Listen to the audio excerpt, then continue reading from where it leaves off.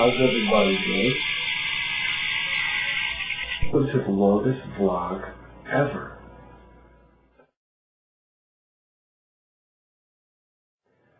And I'm going to tell you why I'm doing this.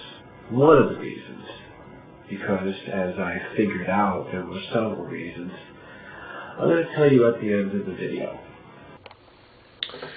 Alright, basically time has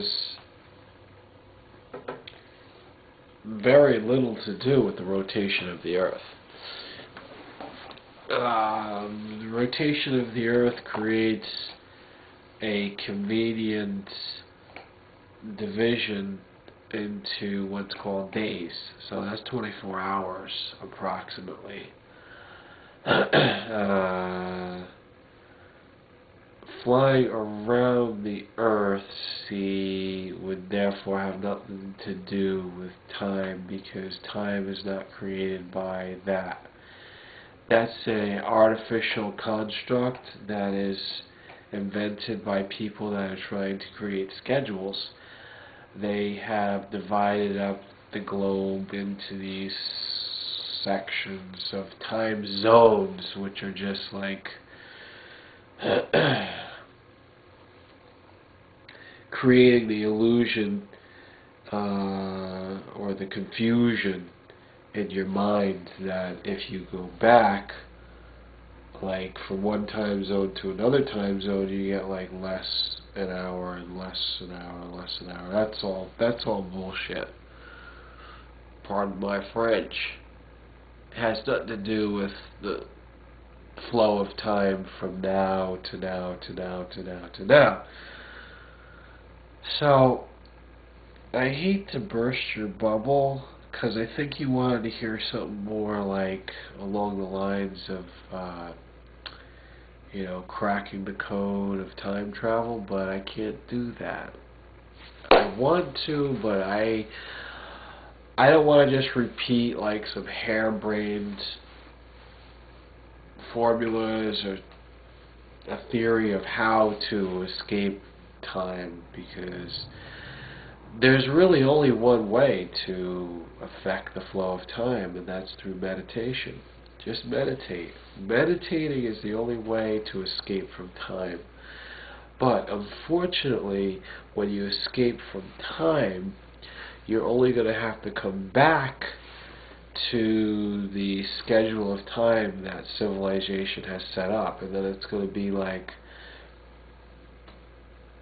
a bummer, you know. You might be like, oh, now it's gotta go back to time. I guess I was meditating for 2 hours, and now it's such and such a time.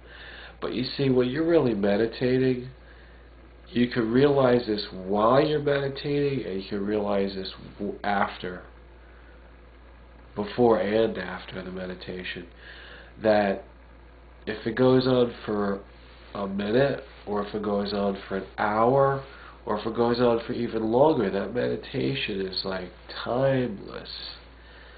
Real meditation is timeless.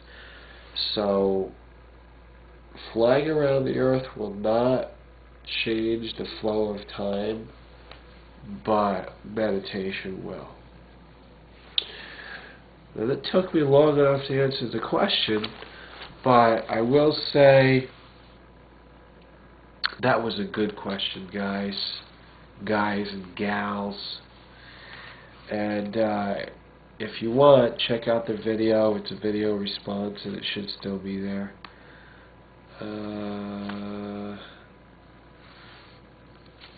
But I'm not recommending that you watch the movie Superman, because it's really boring. It's just so.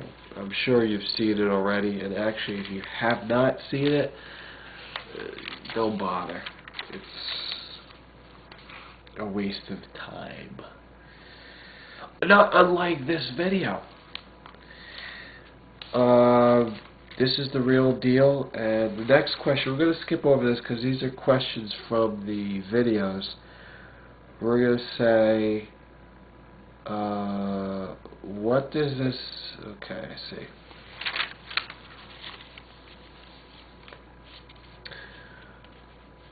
this video really has nothing to do with that language. I just simply clicked on a little button when I was uploading, which gives you the chance of promoting the video to different language groups. In other words, if you pick German in your language selection, that means when YouTube is being, they have servers, they have these mirror sites, and they have good, it's late. I'm sorry, that should not make you tired. Watching me yawn should not make you tired. They have these mirror sites, like in Germany, and for the German language, and everything's translated into German. I think, yeah, you can. It's the whole website is in German, so when you do a search, you can come up with this.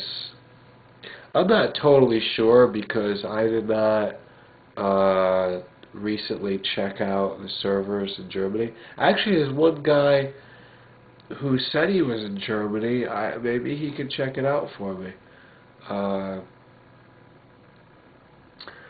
don't know, man. I just clicked that button because I was being a smartass, which I think that you can relate to. It doesn't really matter. It doesn't like get you any more views, and like if you get honors on it, you get honors. These honors are like almost meaningless. It's like Cracker Jacks and the little prize of the Cracker Jacks. It wears off real quick, you know. You get that prize and it's like, you know, whatever. First of all, Cracker Jacks are not good for you. I can tell you though a recipe for a real healthy Cracker Jack. Not right now, but maybe sometime in the future.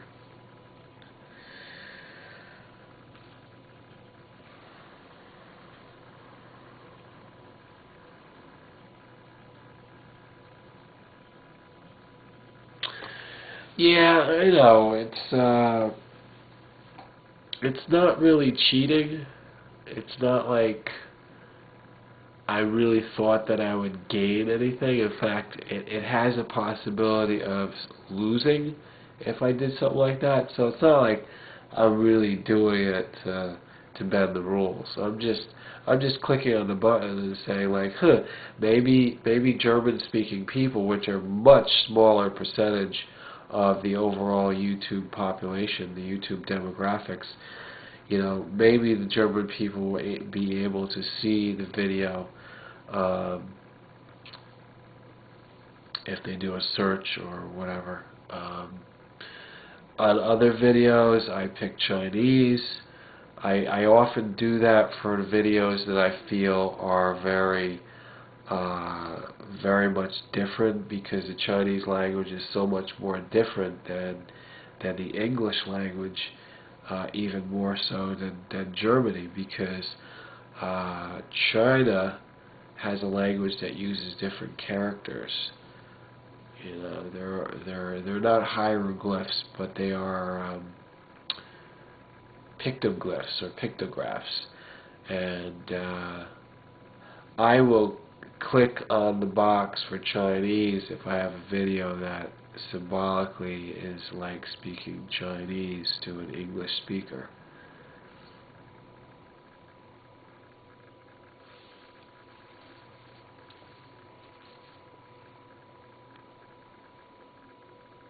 Oh, oi. You know, this is kind of a question for Peter-Appleseed, and I'll have to answer for Peter-Appleseed. YouTubia needs this because YouTube, the company, did not set up anything for group organization or leadership. what's going on is a lot of popularity contests, which popularity often becomes the lowest common denominator. Now, a lot of these channels that are popular are just because they show the most typical, uncreative,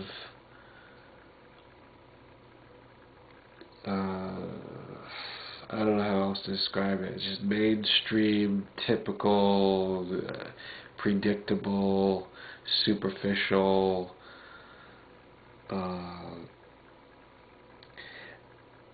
The word that's been used before is meritocracy.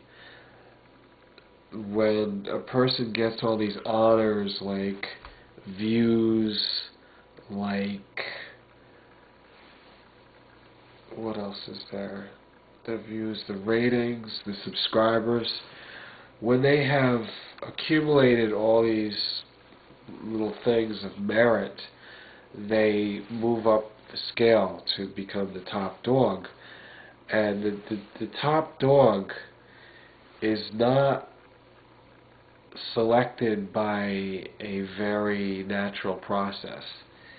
You know, people that think that that's a natural process are actually a little bit insane, but to call them insane is a little bit of a stretch. To call them ignorant and just plain stupid is more to the point, more correct.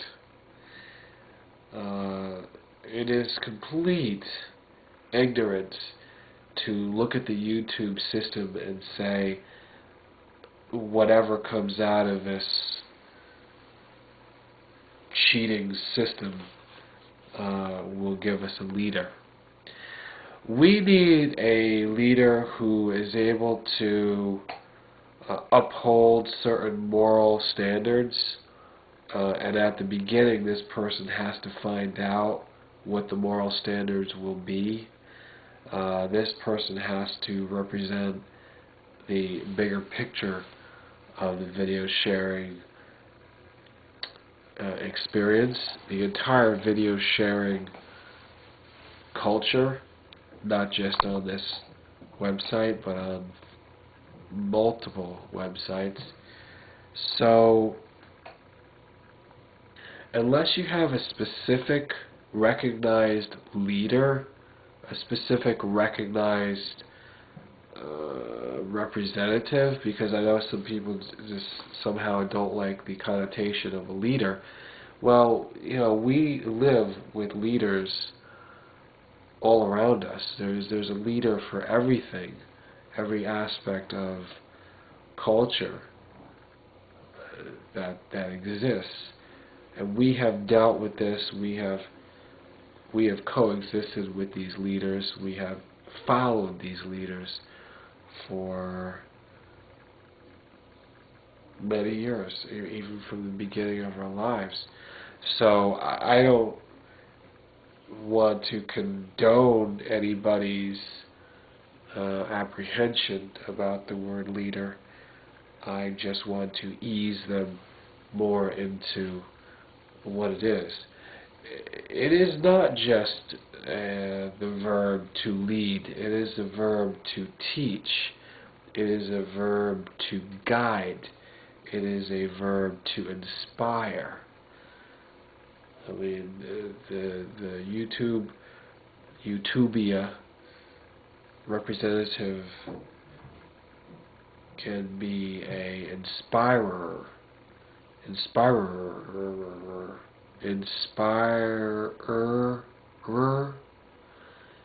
See, that's why they don't use the word. They just use leader, because leader is much easier to pronounce. Or, as one of my characters would say, pronunciate. The President of the United States government has often said that he is the decider. he is probably a leader, but more so he is a decider.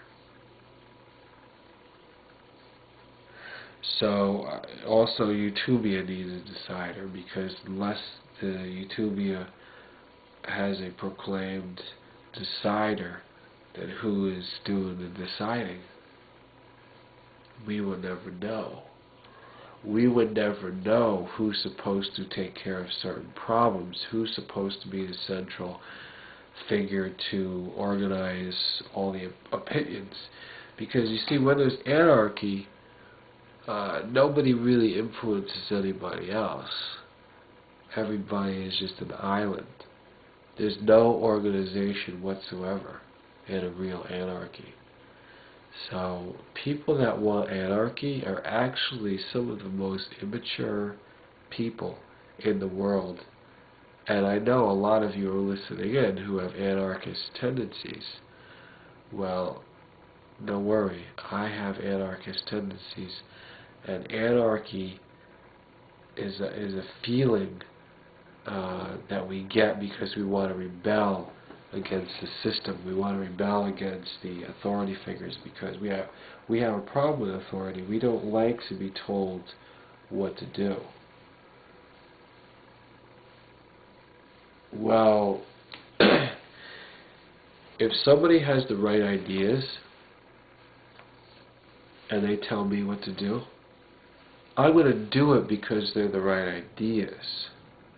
And I'm going to thank them for giving precedence to the right ideas. I'm not going to thank them for being an authority figure, because we're equally being an authority figure over my decisions. If I'm the individual and I want to decide how to live my life, and I'm looking for the right way to go, and it just so happens that the leader is giving me the right way by his ideas. He's giving me the right way, so I recognize that, and I should take as much credit for it. So that sense of authority is not like condescending. It's not an authority figure that is taking away my abilities or my willpower. It's an authority figure that is allowing me to make a decision for myself. That's not anarchy, though, you see. That is actually representative leadership. And that's why Peter-Appleseed has been put in that position to do that for the people.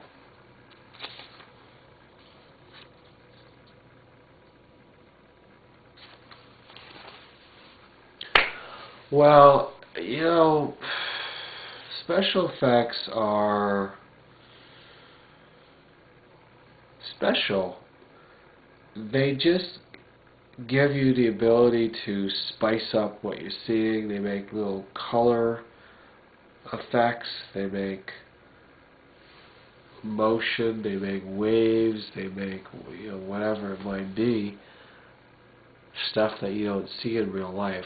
A lot of the psychedelic videos I've done are because I imagine seeing that stuff in real life, but since I can't actually visualize it, I cannot just walk down the street or walk in the park and actually see all that. I can't. So what I do is, on video, I let the magic of technology, the magic of computer graphics,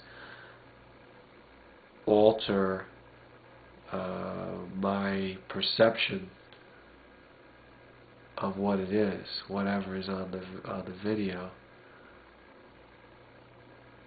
I think what I'm trying to do is attract people because of the pretty colors and the beeps and the blinking lights, the bells and whistles, you know. I think that a certain percentage of the people that watch my videos come to expect that as like a style that I do, Because if you watch 5 or 6 or 7 videos that I've done, just a random selection, you will get a sense of that style that nobody else does. And in one sense, it's like I'm trying to be unique. I'm trying to establish what it is that makes me different.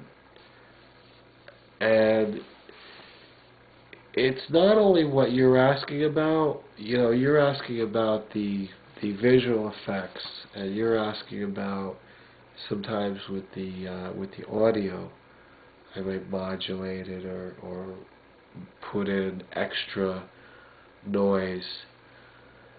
I don't think that you're really asking the question about content or whatever. I think that you're asking just like, why do I make it look weird? You know, with like different colors and stuff. I like that. For some reason, I'm into that right now. For myself personally, it just makes me less bored. I like to look at that because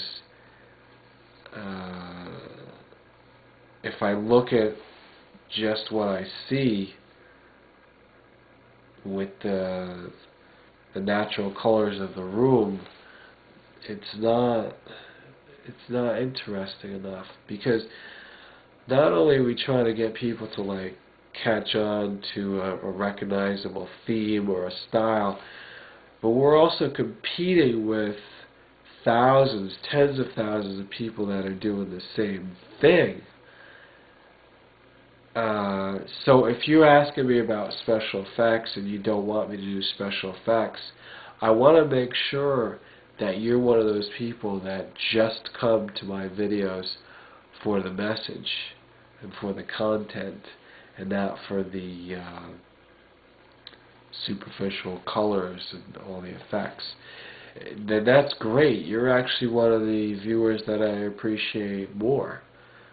Honestly, if I could trust in the fact that everybody would watch my videos without effects, that they would just always watch every video, and I wouldn't do anything to it, I would just put it on the internet like that, that's great, you know, but I don't think it works that way. I think that a lot of people are attracted to my videos because I do a little something different, and they're not sure exactly what I do.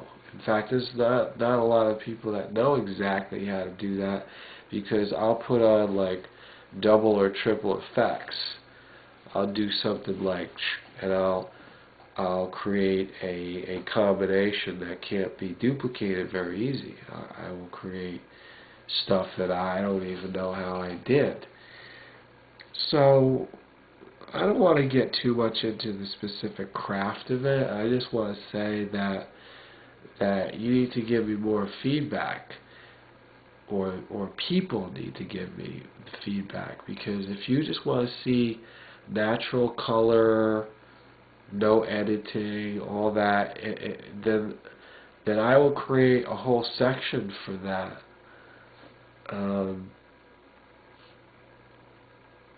In fact, my long-range plan is to do that, is to go into the other more natural areas, just pure documentary. I wanted to go into those areas of video because they are more mature, they're more realistic. And my nose is like...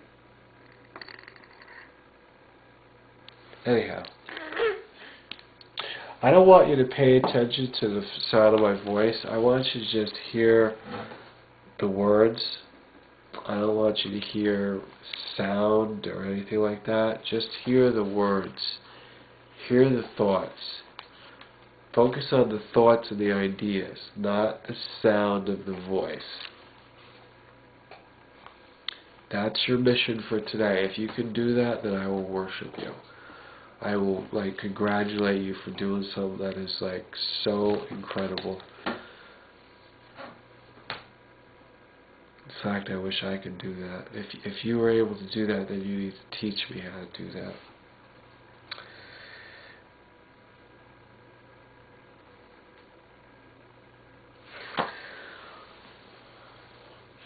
Alright, two people actually asked this question. One person posed the question, and then somebody else said they repeated it and said that's also what I wanted to know.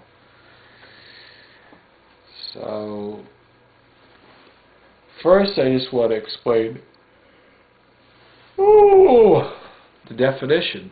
Compulsive is known as a psychiatric or psychological condition, and a compulsive person is like compulsory. They are compelled to do something because of a pattern that they have. Something makes them do it, and they need to do it. They depend on that. Like if I put a cup down, that the next day, I have to put that cup down just like that.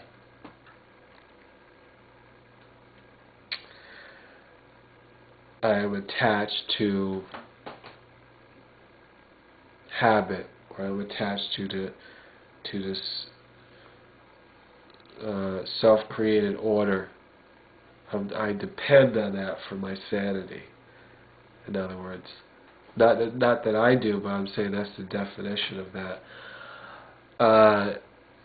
I follow compulsive behavior to a certain extent. I think everybody does. I think because my life can get so chaotic, I look for the things that I can compulsively do.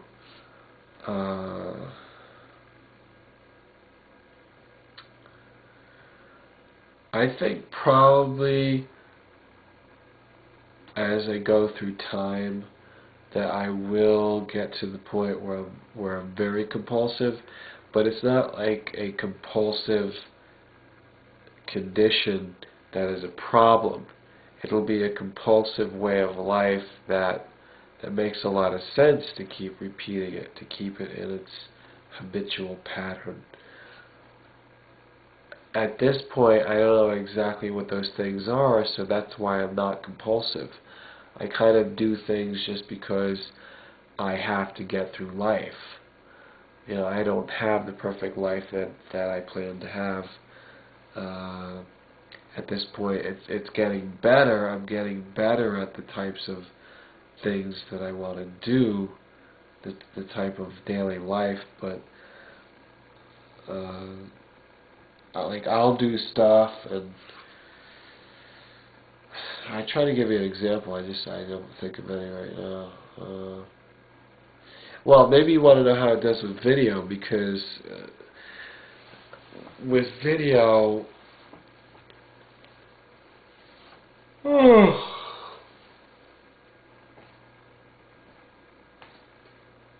I don't know if I do my videos in a compulsive way. Let's get into that other side of it where you say perfectionism. Perfect is in itself may not exist. It all depends on what is the standard of perfection. Some people say that once you set up a standard of perfection, that you actually can never reach it. In other words, it is far-fetched to say that you are perfect, because if you have set up a system of perfection and if you have reached it and you're just like perfect, that's unbelievable, because either you set your standards too low and it's not a real perfection, or you're lying to yourself because you don't really know what a standard of perfection is. If life is that easy that you can be 20 years old and be perfect, then there's not much more point in living, because a lot of people get a sense of perfection as what we're trying to reach. So you go through life for decades and decades and decades and you're trying to reach perfection. And if you would ever reach it, it's like it's a major accomplishment, and you better be able to prove it, to be able to say, I'm perfect.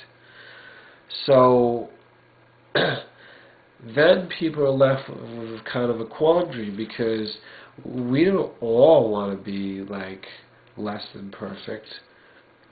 Then some people say, well, I am perfect, I don't care about that principle, that theory of no perfection. I'm perfect for being imperfect. I'm just perfect that way. And that's kind of a twist on, that's a play on words almost. What is that? That is fuzzy logic. That is, for example, how does it deal with me? Because you're asking me to be more personal. I already told you a lot of things that we would label as not perfect. I have a sinus problem, for example. I don't want to dwell on that.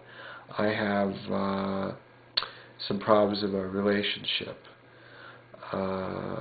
That's not perfect. I exaggerate it. I emphasize certain things about the relationship as a part of entertainment, but it's all coming from like ideas that happen within the relationship, ideas that are discussed, and obviously that they have some effect on me, and that's not perfection. I have just different things that I've said on YouTube that were not that accurate. I may have caused confusion, days, not continuously and not on purpose, but I put out that hate video, the suspected hater, and that wasn't perfect, but I was willing to take the gamble because let me see what my viewers are made out of. So I got like hundreds of people looking into that, possibly more, thousands, and obviously it's not perfect in itself to do that. It cannot be taken out of context. So again, when you ask, am I a perfectionist, I've already explained to you that I have a lot of imperfections, I have a lot of mistakes, but I do have a standard of what's perfect. I definitely do.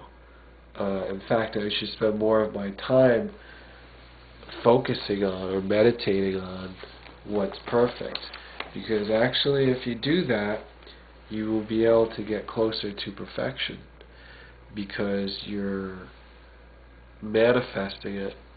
Just by imagining perfection, you will cause it to be easier to attain. It's one of the main principles is that perfection has to be visualized before it's reached. If you don't have any idea of it, if you don't imagine it, then possibly you can never get there. We are people that plan out life. We don't want to go too far with that, but when we're in the modern world, we have a lot of choices, and we have to kind of like have a game plan. The game plan will lead us to perfection. So in that sense, I am a perfectionist, but when it comes to the smaller details, like little projects or like little videos, I used to be more of a perfectionist about those things. These days, I'm less of a perfectionist because I want to do a lot. and then I sacrifice quality because I want to do a lot. But I fully accept that, and I will take criticism from people that say, well, you did 100 videos and they're all like 4-star, really. But my point is not to make a very little number of 5-star videos. My point is to make a lot so people can absorb a lot of what I say here and there and there and there and there from average videos. So taken all in context, they're able to see like a greater greatness in there, a message that has to be said. If I just put out my message in a perfected video, if there is such a thing, then I don't think I would get through to as many people. I think that the condition of the videos that I put out, the quality of them, I think that it's more like mediocre because I want it to mix in with all the other videos that are there. I think a lot of people are doing this. They're putting out less quality so they can have more quantity, so that for me, when those videos go out there, people can relate to that because it's more on the average level. So for that sense, just so like to get with the rest of the videos, I tend to like regulate my perfectionism. I decrease it. I just want to get a video done. Like this video. Am I being a perfectionist about this video? In a certain way I am. In fact, this question, I'm being perfectionist about this damn question, you see? You tricked me. You really tricked me. I am a perfectionist, see? And now I'm going to stop. I'm going to say, listen, I don't want to answer that question anymore. It's an imperfect answer, and I'm getting pissed off. But I will leave you with this little factoid. Actually, it's not a little factoid, it's a regular fact. There is a Japanese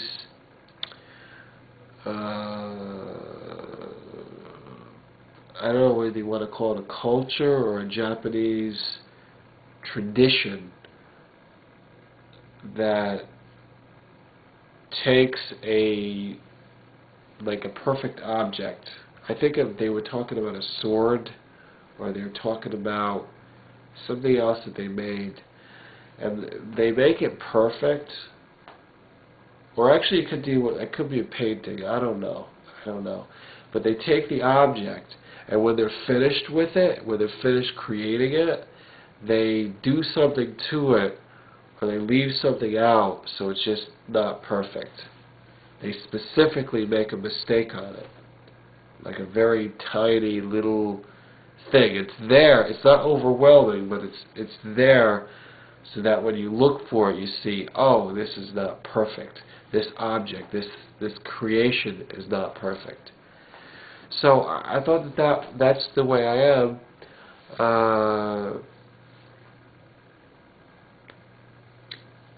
I have a very good example of that when I was in 2nd grade, but I'm not gonna tell you that story because that's too much of a digression.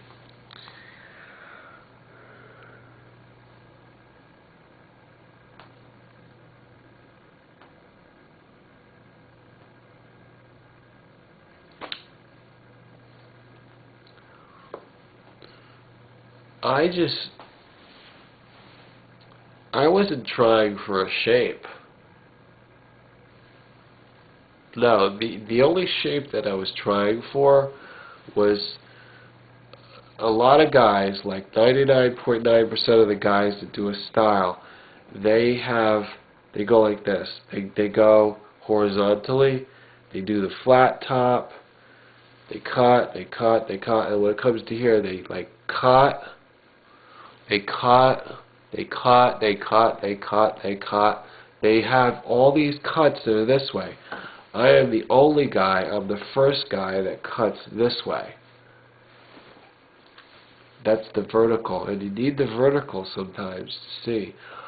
I did not try to make a shape. If I wanted to make a shape, I would have like carved like, you know how like guys do these like creative things with their lines, like shave whatever. All I did was make one vertical line. I wanted to shape everything off from here, which I do, which I still do, and the rest of it, I just wanted to like grow it in wild, natural, the way God made it. God made me like this. That is the real deal. There's no, I don't know where the question mark is.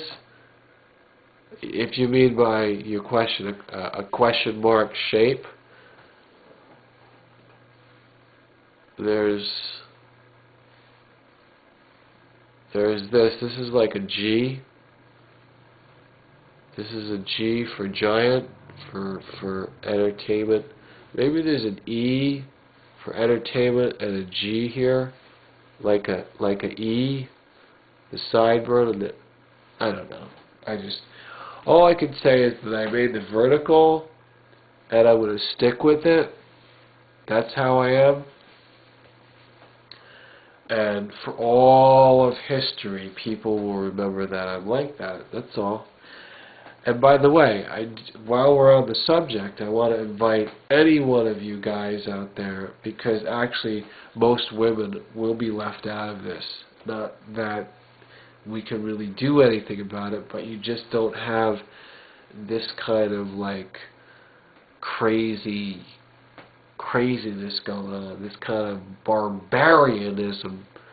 But for guys out there that are barbarians, that have hairy backs and hairy necks and chests and all that or whatever, but especially the hair over here, if you want to join me in this, if you want to shave this side or this side, doesn't matter what side, if you want to do that and say, you know, I copied that from Mr.Ey, or Peter-Appleseed, whoever you want to copy, Peter-Appleseed or Mr.Ey, I don't know. You take your pick. Just go ahead and do it. I will not be offended. I will not take it the wrong way. I'll say, cool. Cool. That is a sign of imitation. That is a sign of friendship. I'll take it as a sign of friendship. In fact, if you want to make a video where you do a fake half beard, that would be very cool. I would be so elated, as they say. I would be happy to see that. Not that you have to do it. I just offer you the suggestion. And I think that a lot of other people will be entertained too, because, see, it's kind of like you're making fun of me. It's kind of like I make you laugh. Actually, you know what's funny? While we're still on the subject, I was at the school today, and like me and this other adult were having a little conversation, and there was a child there who was with that adult, and then the child had a friend come over, like two children, and I know that they were talking about my beard, and they were like really shocked, right? They were just like, they were whispering to each other, and I was just saying like, oh yeah, you know, I get that all the time. So they were like, and like they couldn't hold it in. They were like, did you see? He's got one side shaven. Really? Yeah, that's what it is. And I actually have adults the other day were like, they were not sure of what they were seeing. They were like, boo. They were like confused. They were literally like, they didn't know if that's what they saw. They weren't sure. It was like, did I just see that? So then this other child, less than an hour later, was in the hall with a basketball or something, and he looks at me, and right away he noticed it. He knew what he was looking at, and right away he goes, "Oh, that's cool." Like, you could see this kid in 8 years from now doing this. You could see him in college 8 years from now doing the Mr.Ey thing and saying, "Yeah, I remember I saw this guy, and I was a little kid in school, and yeah, I always thought that I would do that when I grow up, when I could grow a beard." I have, like, when I finished answering the question, I'm done.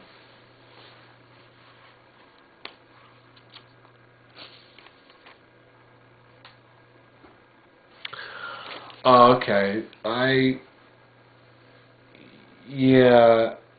watched your video a long time ago, and I haven't had a chance to refresh on it. But this is the way that I would answer the question.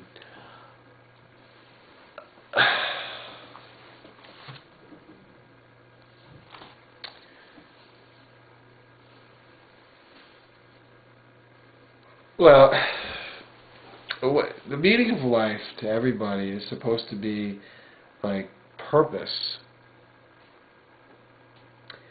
And if there's a purpose to all of it, there has to be a goal. For me, it's to be the best that I can be. It's to be able to touch everybody's life in a positive way. It's to be able to live as long as I want to live. And that's not going to change. I'm going to want to live forever, basically. I think the purpose of me coming to life, having this life, being on this planet, if you want to call it that, this alien planet, this world. I came into this world to be here forever, basically. I have enough to do that it would take me thousands of years or more to accomplish it. And that's what I think the meaning of life is. I think the meaning of life is to come here, come to life, embrace it, accept it, and to rise to that challenge, to say, I'm alive, this is what I'm going to do, and I'm going to keep doing it.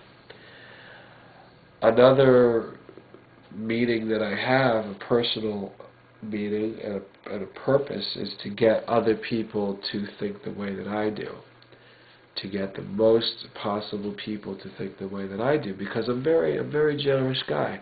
I love to share. I give you my best ideas. I hand them to you on a silver platter. I say, here, and I shove it down your throat too, you see. Just take it. And that's my meaning of life, is really to be the one that does everything possible, being the best that I can, to get you to be the best that you can, to get everybody to do this in harmony, to support each other. That is what life is about. That's why we're here. That is why we're here. Because the better we get with the technology and with expression and just everything, we have so much to do, so much to arrange and just like discover and to make it perfect. It really ties in with that other question, that we're reaching toward this highest possible standard of perfection, like a quality control. And when we reach that, it's just like going to be established. We're going to have a system, we're going to have a civilization that is just established perfectly, and we're just going to do whatever we do at that point to keep it perpetually that way, to preserve it, to just keep the flow, that whole flow of existence of our life. That's my personal meaning of life. That is it. I mean, I could go on, but I'm saying the same thing with just like slightly different words. That is why I'm here. That's all the reason that I'll ever need, and I will continue to be here for that reason. And if you ask me in 1,000 years from now, I'll tell you the same thing.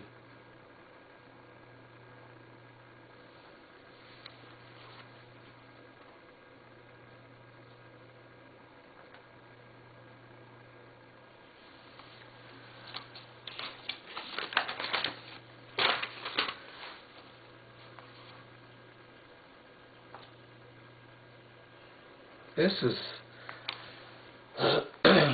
See, this one I had to ask more information from you, because I saw that a lot of people would not understand what is this.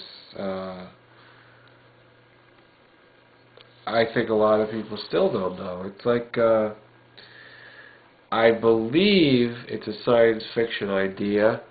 I have not heard too much about this as far as scientific or chemical, technological product.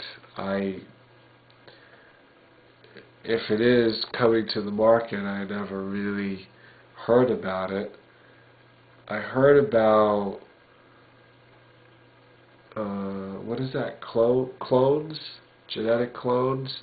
I heard about all these experiments that they're doing with that. I don't like it. And I don't want to give you an ignorant answer. I don't want to be like, oh, I don't like it just because I can't understand it. That's not what I do.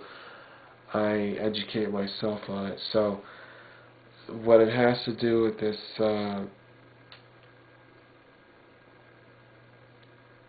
why would I use it?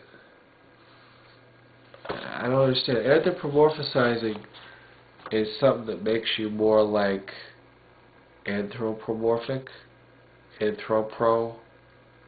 an anthropoid already. Why would I use such a thing? My answer would have to be no, because if that's actually what it is, if that's what they're making this drug for, I never used drugs in the first place. So through years and years and years of research, and also making a lot of mistakes, I found that the pharmaceutical companies have to be killed. I use harsh words about this, but they will kill themselves. They are making just bullshit. In fact, I'll tell you right now, that's where crack comes from. Crack is a byproduct of this junk that they make. So I would actually put it into the same category of artificial substances, and I just wouldn't mess with them. I'd rather eat like grapefruits and coconuts and walnuts. What else is there? Bananas, grapes. I'd rather just eat that stuff to cause any effect to how I am.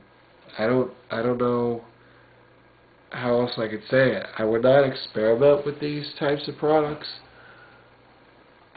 anymore. I don't care what they claim to be able to do.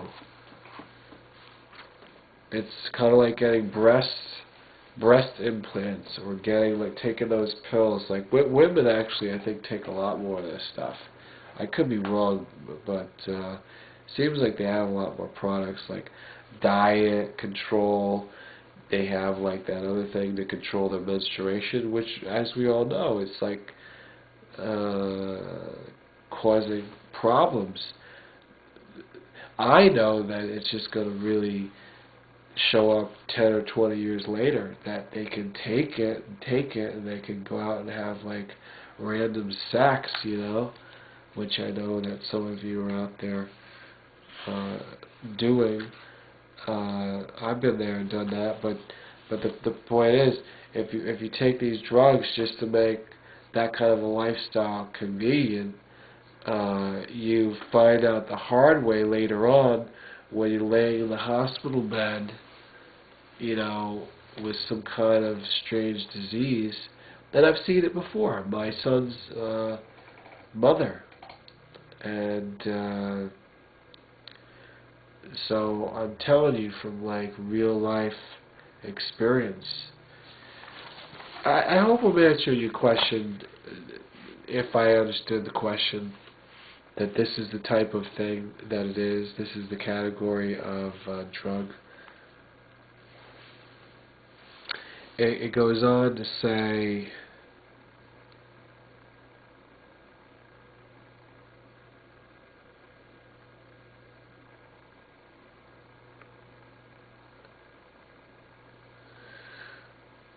somebody wants to know about the invention of popcorn.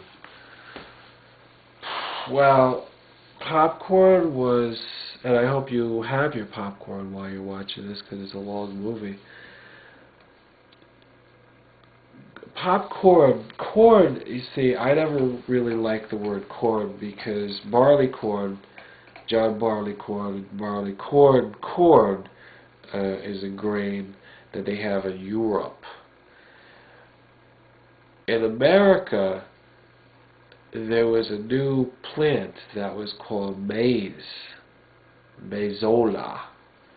Maize is actually what they had, and the indigenous peoples, they had this as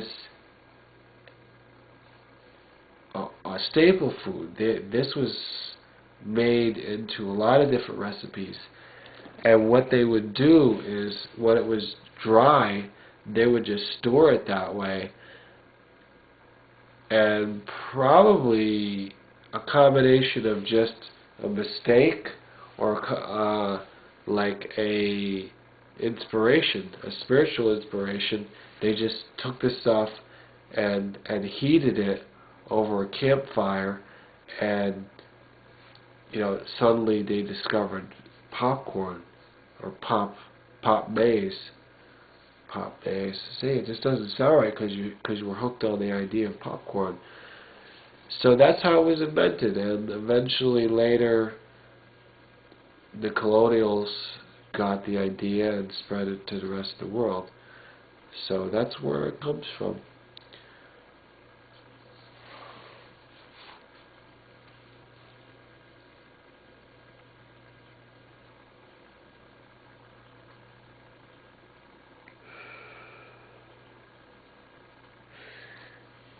Did somebody really? I don't remember reading that question. But I guess I'm hearing that question now, so I have to answer it.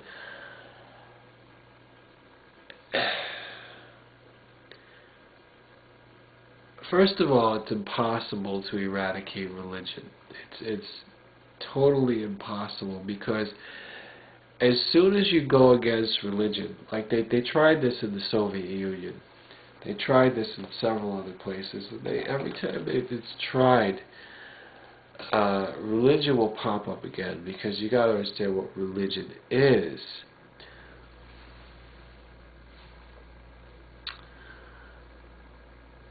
Religions have always been created, but the religions that are established today have like tenacity. They are able to exist no matter what, because people will always stick to them. People will always believe in the religion. And it is true that the more you try to take religion away, the more people will want religion, because they will get the feeling that that is something that's valuable. like a child, you see. If you take something away from a child that they have, like a thing that they're playing with, they get this idea that, well, if they want the thing and they take it away from me, that must be a really good thing because they have it. So I have nothing now, so they want to get that. The same thing with religion. They react like that because if it's religion is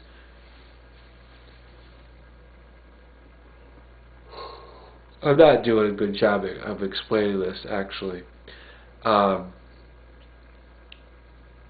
In a perfect world, you would not have religions, plural.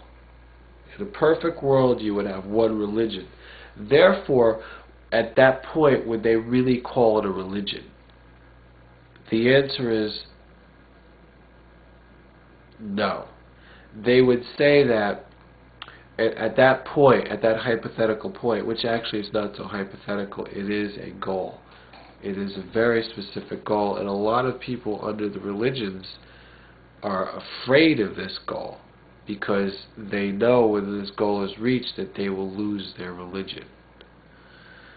So actually, I'm with you on this question. I'm right with you on this question, but I think that you may have other reasons than I do, if that's possible. Hopefully we're coming from the exact same perspective, the exact same desire for it.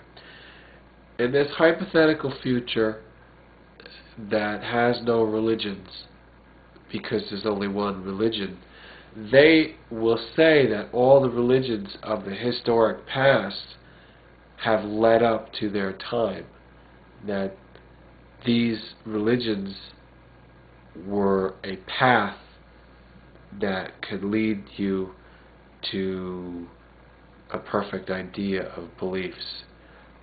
You see, the religions that exist today are full of different ideas about reality and about how people should live and how they should face death. This is the subject of religion. This is what religion is all about. So, because there's so many religions, and you want to call them delusional, not everything about religion is delusional. So just try to accept that. I don't want to go on a rampage against atheists because really, it's hard for me, as you know from my last Xmas video. If you watch that very carefully, you will see I have to go against the hypocritical Christians as much as I have to go against the atheists, and I bash both of their heads together. Because here's one head, what am I going to bash it against? Oh, here's another head. Boom! I did that in the last Xmas video. And I think that your question really is along those same lines, because religions are delusional. The part of them that becomes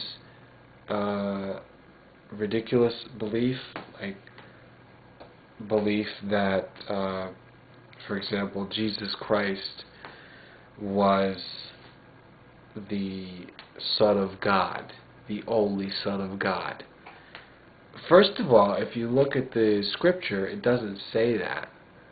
That is a distortion of what it says. It's a delusional idea to say this about the man called Jesus Christ. He's actually called Yeshua. That's the Hebrew, Aramaic form of his name. So I'm with you on this question, but I'm also not with you, because I don't really think when you ask this question you have an idea of the future, the end result of religion. What is it going to take? If you go against the tactic, if you're going to avoid the tactic of destroying religion, to get rid of religion, because you can't destroy religion. The more you try to destroy religion, the more it will sprout up. You will give people a reason to have their religion if you destroy it. And it's catch-22. You cannot destroy religion by destroying religion. So, secondly, if you're going to rise above that idea and you avoid that pitfall, you actually do the opposite then. The only way to eradicate religion is to ignore religion, and to do everything in life, emphasize, promote everything else that has to do with non-religion. It has everything to do with what's right in front of your face. Right in front of your face. Anything with empirical data, anything with a physical substance, just deal with that. Just promote those things. Maybe that's sensuality or hedonism, but again, you have to be very careful, because those things can turn into religion as well. Like you have paganism, which I know a lot about paganism, which many people think I'm actually a pagan, just like many people think I'm a Christian. I'm actually rise above all that stuff by taking all of what's true within all of those, each and every belief system. I come up with the truth. So I have just told you how to eradicate religion. Is anybody going to do that? No. They can try, but they have to do it for so long. It has to be so disciplined in order to accomplish it. And it's like I said from the beginning, it's basically impossible to do. The only way you eradicate religion is by ignoring them. But if you were to ask the question and say, is there any way to bring all the religions together, that's more possible. But in the way that you asked it, it's more of like a negative connotation. How do you eradicate religion? So there you have it. There you have it. But you just asked a question. Be my guest if you want to try to prove it. So I already know what the possibilities are, and I already know what the outcome is, and that's what I give you.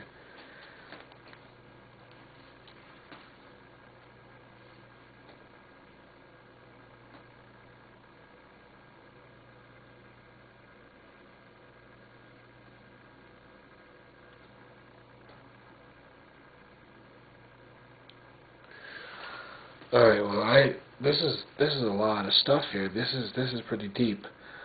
Do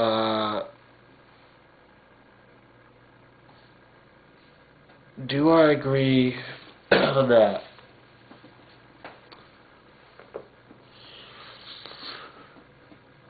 I think that human nature has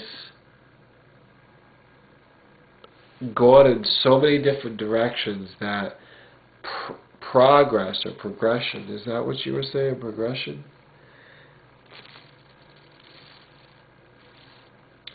Progression is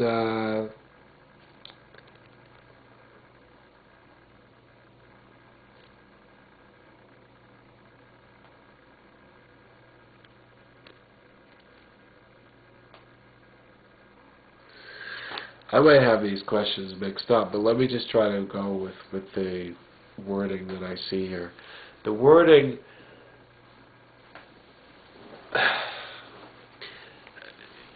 progress, we want to make progress, so with any progress that's going to be made with society, with the group, there has to be an organized plan that everybody agrees to, and that the other people, even if they can't agree to it, they agree not to go against it.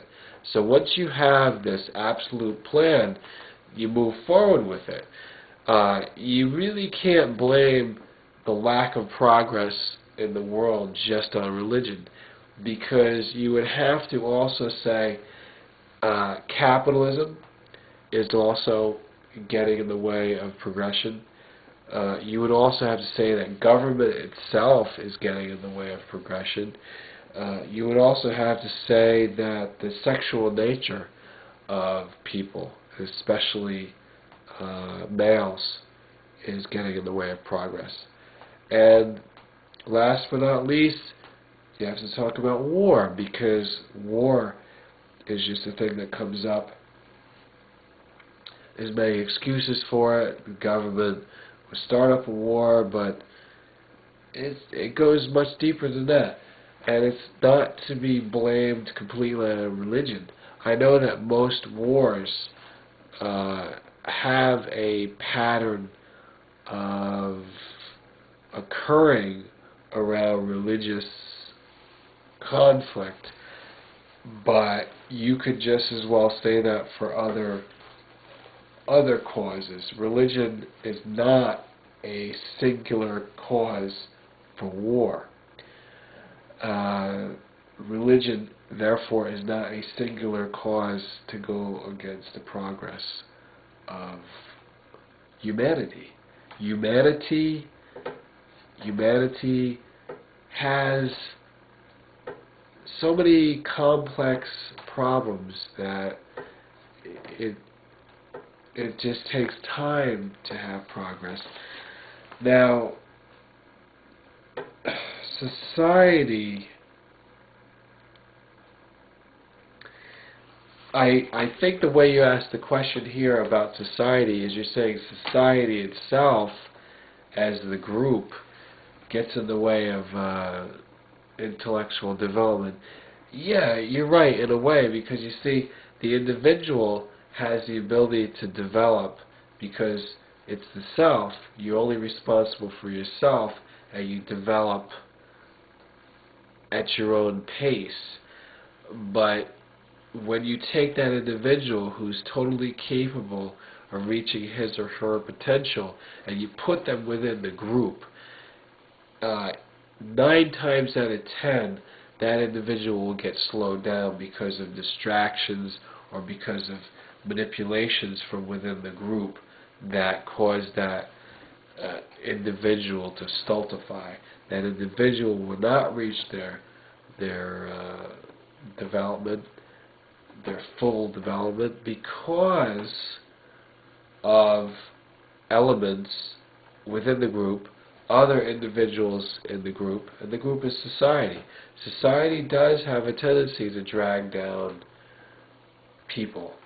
I would say, I give myself as an example that it's taken me much longer to reach to the level that I have now, whereas, when I was 15, I really could have been doing what I'm doing now, but a lot of stuff in society was, like you said, with the bottleneck, it does tend to narrow down the course that you can take, because trying to take the path of least resistance to get through. Like, what do these people want? So this people is the authority of this. These people, this department thinks is the authority of this. Well, I didn't approve that. Who was the overall authority that said these people could do this, and then I have to go this way because they don't let me do that? Is that for my own good, or is that mostly for their good? Then you have to wonder what's going on here. So your development is really severely affected by social influences, social mores, all that stuff.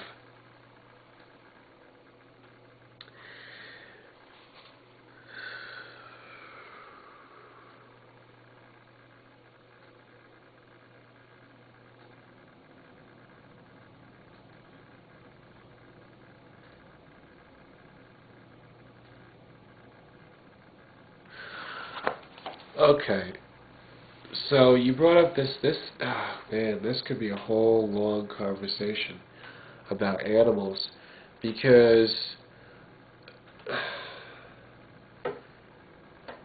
I think in terms of what I want other people to know my thoughts, or do I want to know their thoughts? It's not just about animals, because if you could read people's minds... Oh, is this about reading minds or just being able to talk? I'm not sure. Let's just say, if communication has to do with speaking out words, and that the whale or the dog or the donkey could like speak words and I would know, or just that the communication would be somehow enhanced, would I want this? Yes.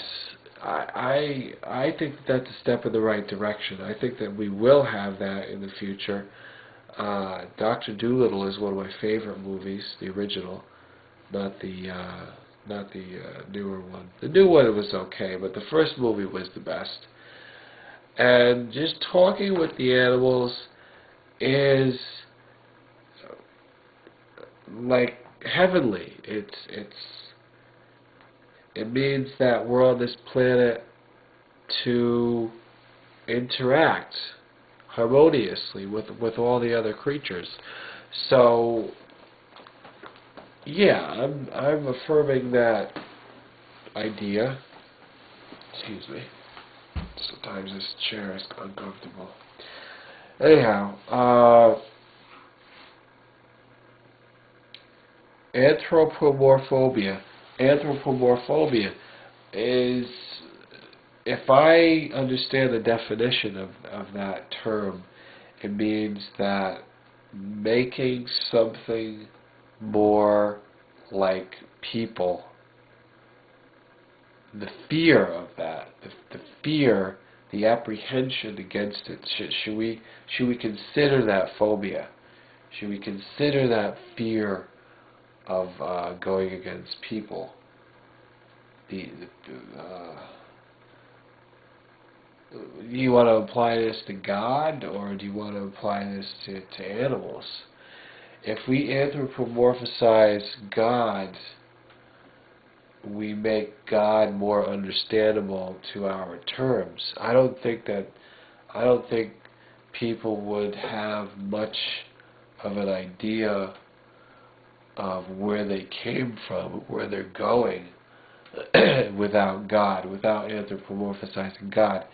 I tried to understand God from a purely abstract standpoint, and that was difficult because it's hard to get a bearing on it. I even made like it was a different dimension, and the creatures were like just I just wanted something like totally strange that was the opposite of anthropomorphized, and I was very creative about it. The life forms got to a certain point, and then I just stopped because it was too unnatural. I just couldn't, like, I don't know, for some reason I just stopped. I developed it. There was a whole world of these creatures with no recognizable traits. They were not like us at all, and their God was just like not relatable. I think that we should take it. Should we take it into consideration that there's a phobia?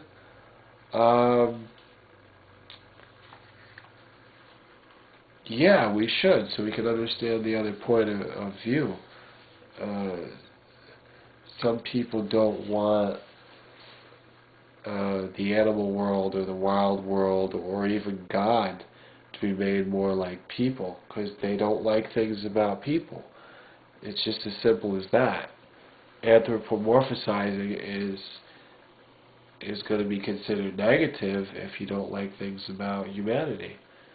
If you tend to believe that humanity is hopelessly evil, and why project it on another life form, well, then you come up with this phobia.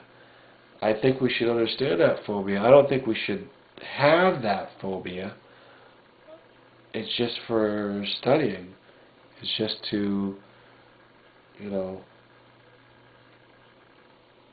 understand opposite sides better. It's an opposite side of all of human culture, because anthropomorphic thoughts, anthropomorphic influence is like everywhere. In fact, it may be the basis for all thought. We're not so sure. It definitely is in the mix. It's a level of reality that we tend to see the whole universe. We tend to see God always in like anthropomorphic form.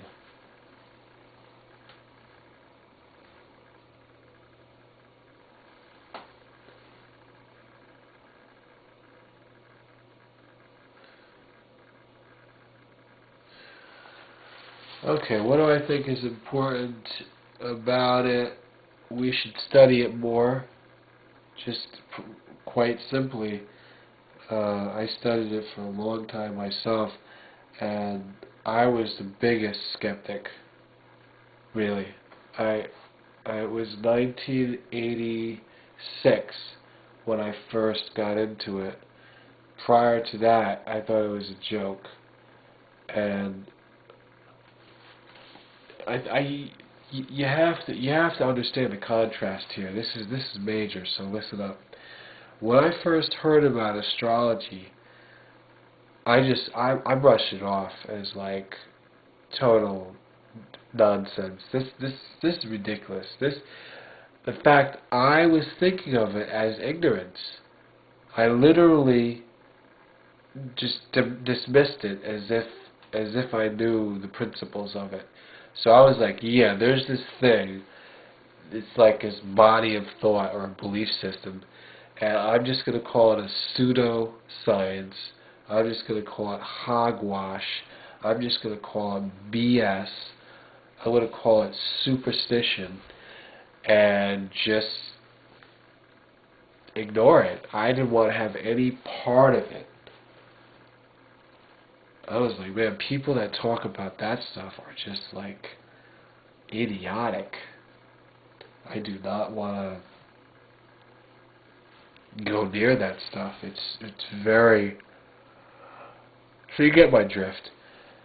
And overnight, practically, I changed my mind, because I met some people, and then I started reading some books, and I figured out how to do the charts. And I self-taught myself. This is without a computer. I just self-taught, like manually, how to make the calculations. And within a few weeks to a month, I had totally reversed my opinion. I went from saying, no, astrology is garbage, to saying, yes, astrology is the way to go. The most important thing about it is that it can help the individual to understand the aspects of their personality, the different components, and how it is symbolized by the planets and the zodiac. Mostly the planets, though. So the sun represents something, and the moon represents something, and how this astrology is working in our lives. For me, I easily could address the fears that people have against it. It's considered to be forbidden. There is things in the Bible that says don't do it. But what they're talking about is the false science of it. The stuff that you read in the newspapers about. Gemini, today this is going to happen. Here's your lucky number. And here's your fortune. And then the next day, they got the keep doing the horoscope. The Bible is against that stuff. The Bible, on the other hand, is not against what I'm talking about. The Bible doesn't say anywhere about it, and I will tell you something right now, you've got no answer for this. You cannot refute this. The Bible talks about 3 wise men that came from the east, and the East is where they do all the astrology.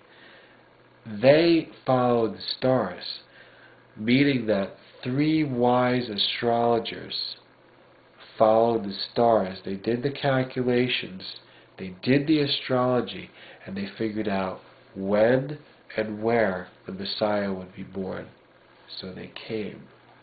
This is the legend. This is one of the first stories of the Nativity. Now, you can't tell me that real astrology is forbidden by the Bible. You can tell me that the fake, false, psychic hotline horoscopes of the newspaper, you can tell me all that stuff is bad. But the other stuff, you better study it before you talk like that. You better study it and find what it has to offer you. So that is your answer. That is important. In fact, I haven't met anybody who doesn't want their astrology chart to be done. Everybody that I've sat down with, they are like very curious. And it's mostly about the self-exploration. People really get into it because it's all about me. They want that astrology chart. What does it say about me? Can you tell me about me through that? It's very fascinating.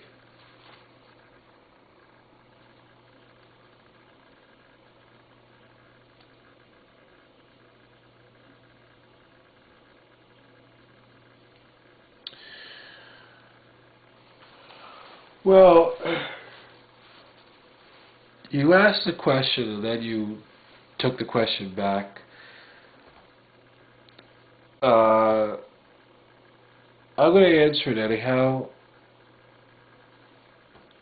but I'm going to be brief since you took it back. I mean, I could talk for 10 minutes about it, but since you did want me to answer the question fully, I will give it like a brief summary.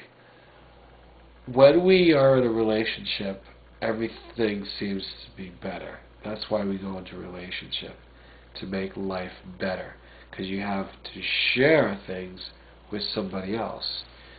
Sharing those things is like, makes life twice as good, because you have somebody to bounce your ideas off of. That person says, oh yeah, we did this, remember we did this? You say, oh yeah, last week, and this goes on. When you're with yourself, you really can't do that much. Relationship has a lot to do with just love of the other person, because you're trying to like find what you have in similar, whatever's similar, or you like some of the minor differences. You know, that just makes life more interesting. And companionship, just like mutual respect for the other person. But then, all of a sudden,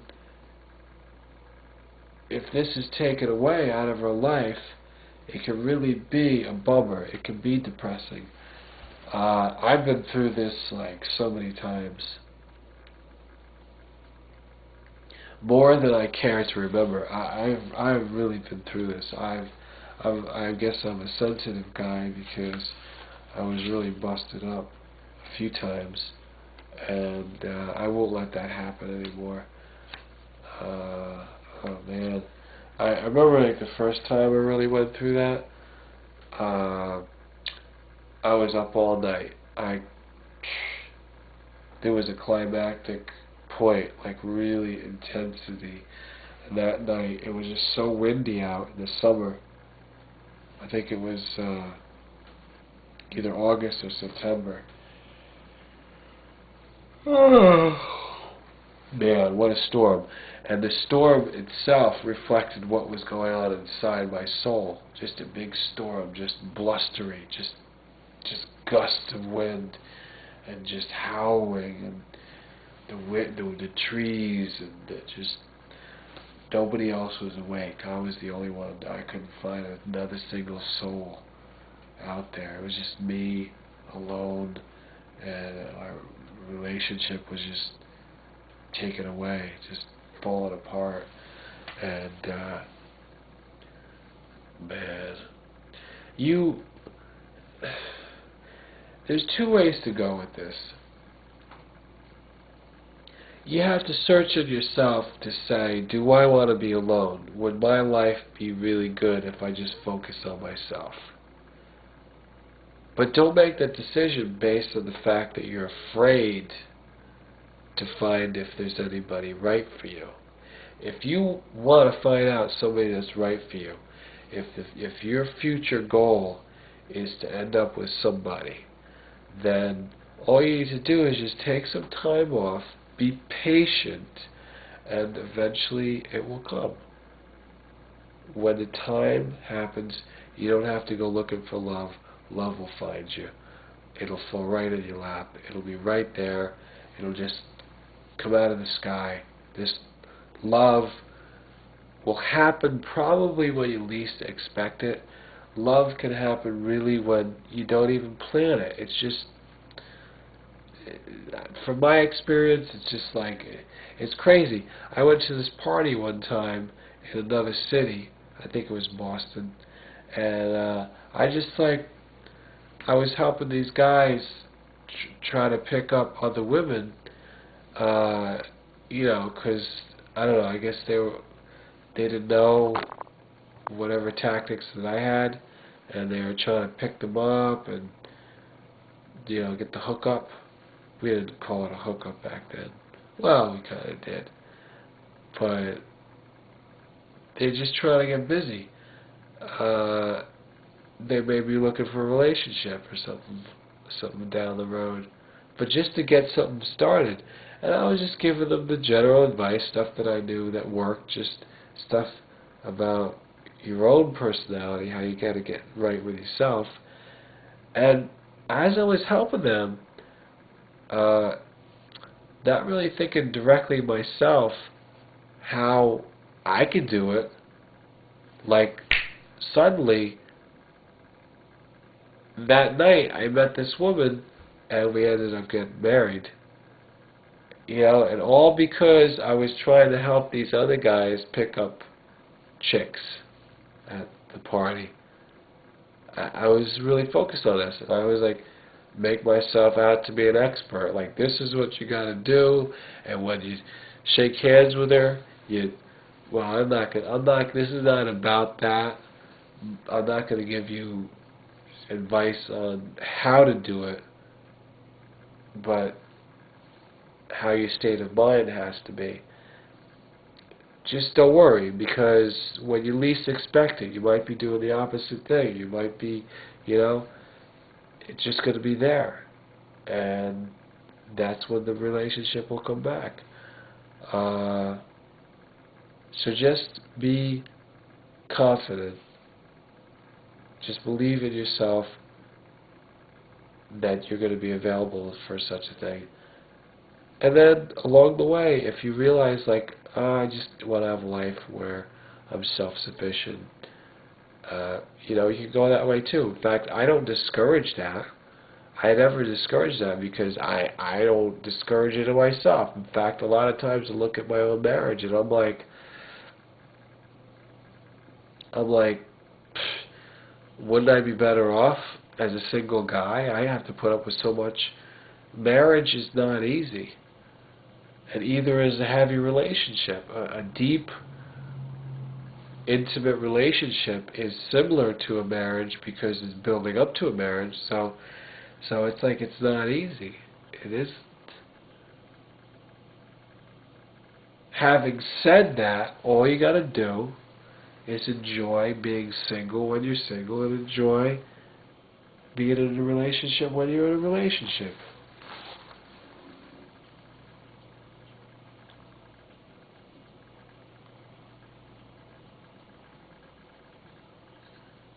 Okay, yes, I'm checking out his videos. Even after all the good people are gone. Why? Because peace will never, ever be gone. We all know this. Okay, not all of us know this, but many of us know this. It's just something we have to live with. Rodents They feed off of garbage. Hate is garbage. Hence, rodents survive.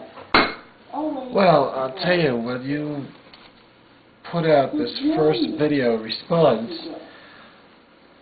you kind of set the tone for the video responses, and you were talking about haters, and I made a video titled Masturbation. Oh, That's right. another video that you're referring to. I see nothing wrong with my video, but I've gotten quite a bit of hate.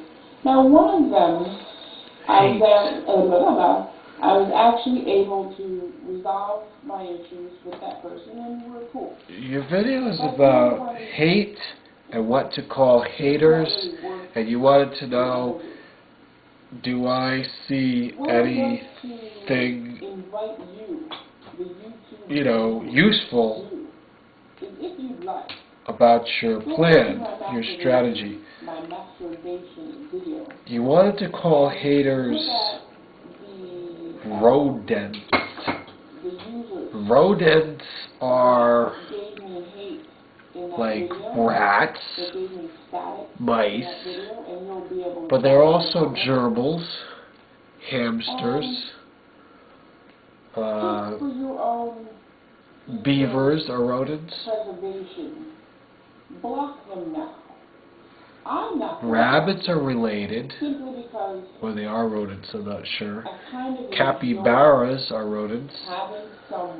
Those are wild animals. They're large. Maybe I'll cry.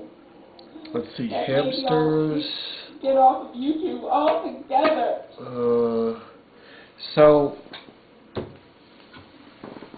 Not my way. So, I think you're making a good point to I'm just putting myself out there so that you guys don't have to. Compare it to rodents. If there's a rodent bothering you, let me know about it. Haters, you say, will always be with us. Okay, so. That's not necessarily true. I'll be dead. I dream of a world where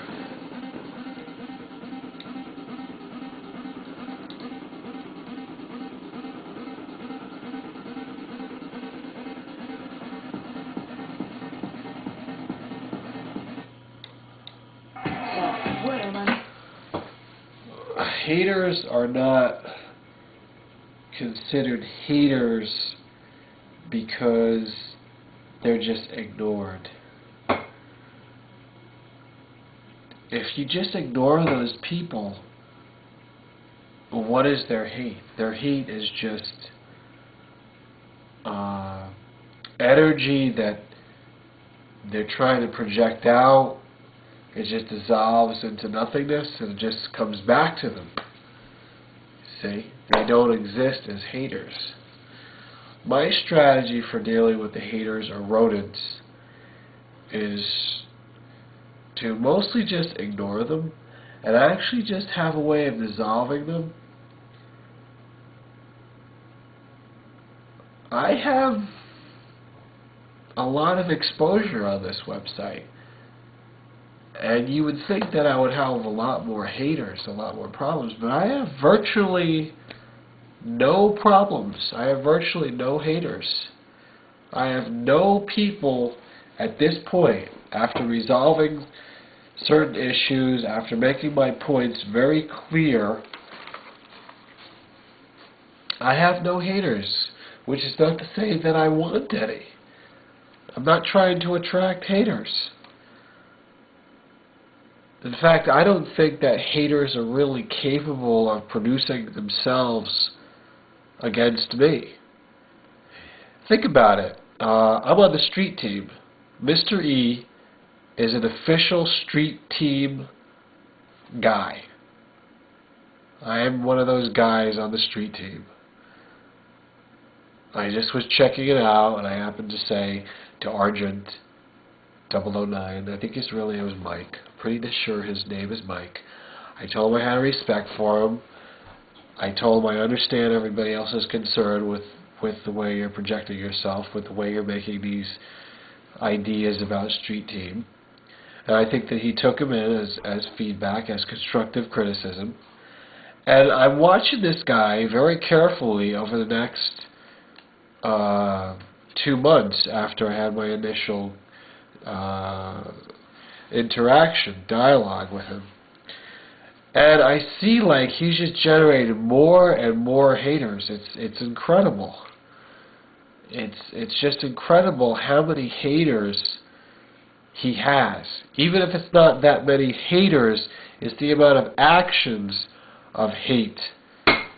This guy, he doesn't answer his emails anymore because he gets so much hate mail.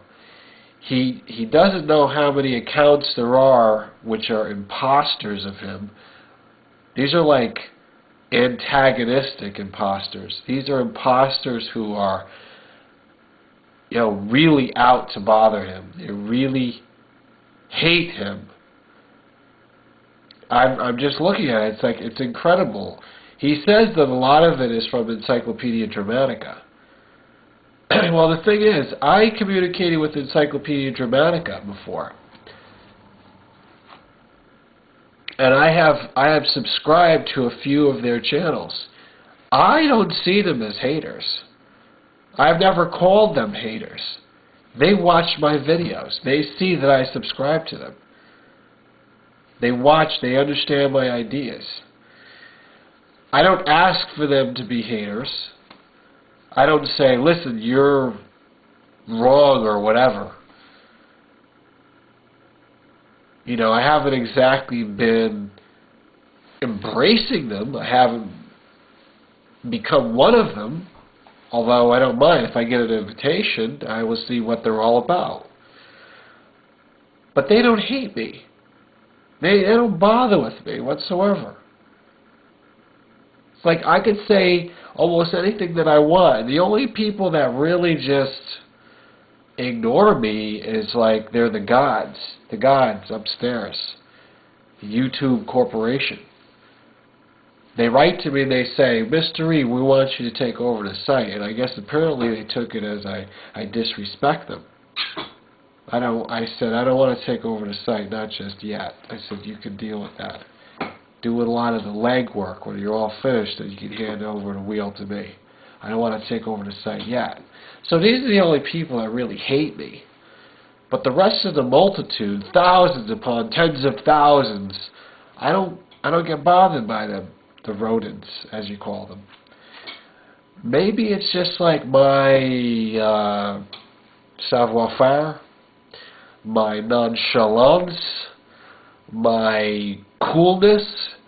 Maybe people watch my stuff and they realize, like, you can't crack this guy. You can't. He's either not going to care, he's going to ignore you, he is going to have such a voodoo that he can put out in retaliation. You don't want that because he has powers. He has secret powers. I had a few. There was a few, but they just kind of like drop off like flies. They just keel over. So when you say, you're creating a self-fulfilling prophecy. When you say that there will always be haters, it's almost like you're declaring war on terror, a terror that will never end, a war that could never be won. That's what it sounds like in a way. Is that what you really want? So I'm kind of saying that I have rodents, I have them, I use them as pets, I use them for pleasure, for enjoyment, for observation. They amuse me. So maybe that's the same way I deal with haters. I put them in a little cage, and I make them run the wheel. I feed them little tidbits. I give them a little salt cube. I give them little twigs, branches. They chew those up. Whatever. So those are the rodents. I just look at them. I look at them every once in a while through the cage, through the glass. I see the haters. But they're inside the cage, you see, right where I want them. So they don't run free getting the garbage. But in fact, I gotta tell you one thing. My last comment to your video, my last answer for you, is that you say rodents eat garbage, but you gotta understand, you despise the rodents, but you have to understand that they don't create the garbage. It's people that create the garbage. And if it wasn't for people creating the garbage, the rodents would go and deal with something else. There would not be so many of them. They go because there's so much garbage. There's so much rodents that they go to the garbage. That's what they're there for, to sort out the garbage, to dispose of the garbage. You know, it's actually very funny about modern society, culture, especially America and Europe.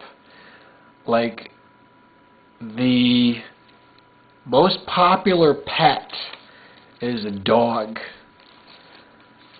And in the times of the past, and I'm not saying this against anybody that has a dog. I know that you folks are not that sensitive as cat owners are. Dog owners are a different type of person. I'm a dog owner. I know all about that mentality. I'm also a cat owner. But let me say this about dog owners. Dogs have been bred specialized. You know what a dog is, actually? I'm going to tell you what a dog is. A dog is a feces-eating machine. A dog is actually nature's garbage disposal. It's not a hippo. It's not a hyena. A dog. Dogs are garbage disposal. And the best purpose for them is to run through the streets, run through the sewers, just eating whatever they can and breaking it down to like soil. That's what they do. Believe it or not, I mean, that cute little whatever you got there on your carpet, that's the house pet, but really we've taken them away from their natural purpose. And I find that amusing about people. So rodents have to do all the extra work because they're smaller. But if you let those dogs run out, who let the dogs out? Let them all out. Let them run the streets. Not only will they eat all the garbage, they'll eat all the rodents.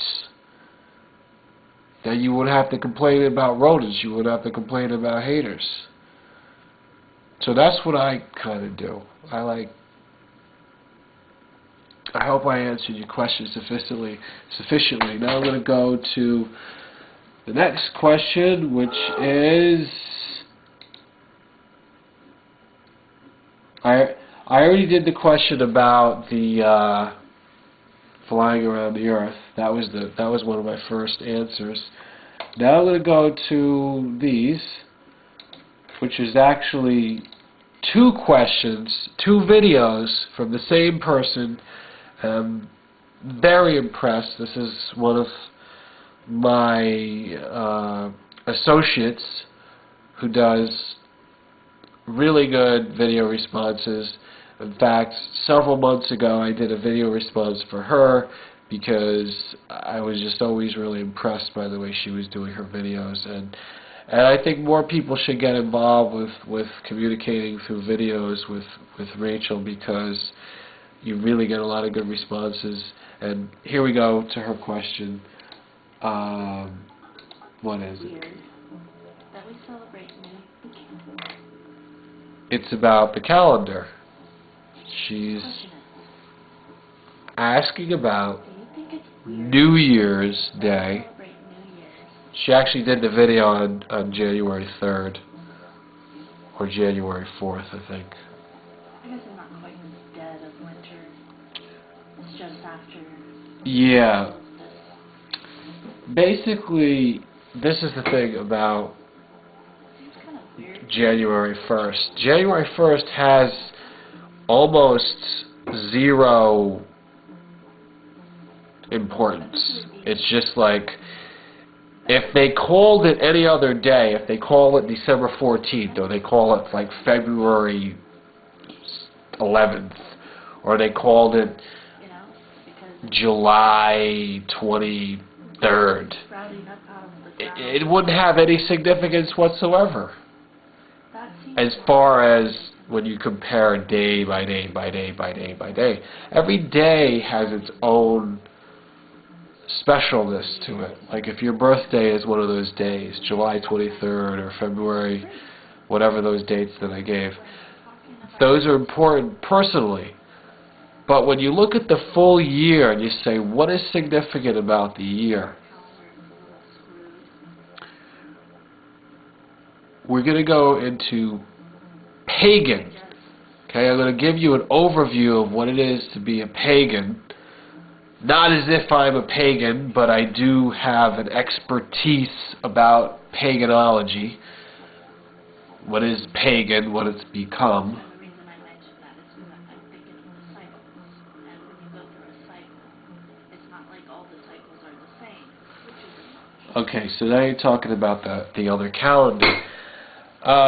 Pagan originally was a term that